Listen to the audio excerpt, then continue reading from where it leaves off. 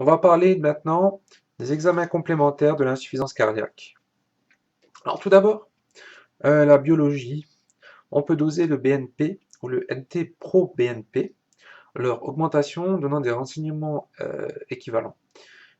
Son taux est augmenté de manière importante et spécifique en cas d'insuffisance cardiaque systolique aiguë.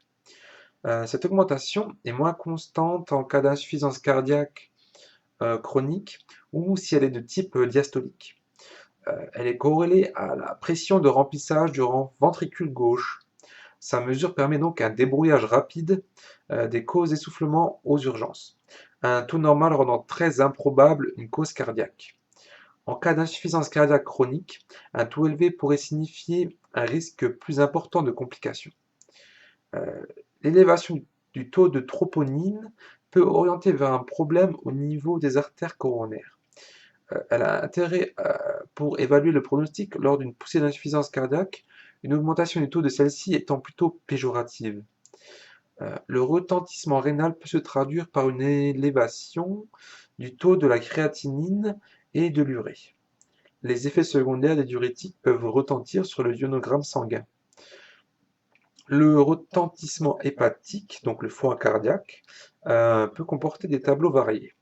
Cytolyse avec augmentation des transaminases, cholestase avec augmentation des phosphatases alcalines, une insuffisance hépatocellulaire avec une baisse spontanée du temps de prothrombine. Donc après la biologie, on peut passer à l'électrocardiogramme, donc l'ECG. Donc un ECG est systématiquement réalisé à la recherche de signes et en rapport avec la cardiopathie responsable.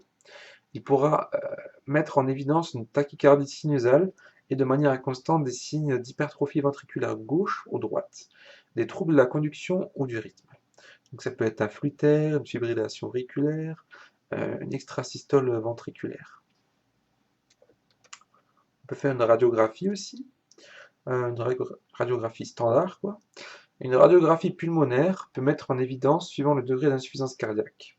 Donc, dans l'insuffisance ventriculaire gauche, une augmentation de la taille de la silhouette cardiaque, donc une cardiomégalie, une redistribution vasculaire au sommet pulmonaire, donc dans les stades précoces, de fines travées horizontales, donc les lignes de Kerley-Bee, traduisant la stase lymphatique ou un épanchement pleural. Dans l'insuffisance ventriculaire droite, la silhouette cardiaque peut être de taille normale. Une augmentation du volume des cavités cardiaques droite et ou gauche peut être une fonction de la maladie cardiaque responsable. On peut faire une échographie cardiaque, classique aussi.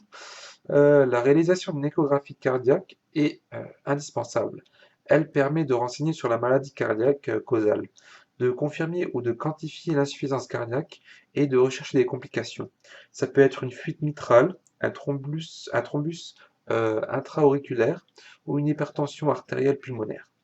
En cas de dysfonction systolique, on notera une diminution de la fraction de raccourcissement, donc la différence entre le diamètre ventriculaire en diastole et le diamètre en systole, qui est rapporté au diamètre en diastole.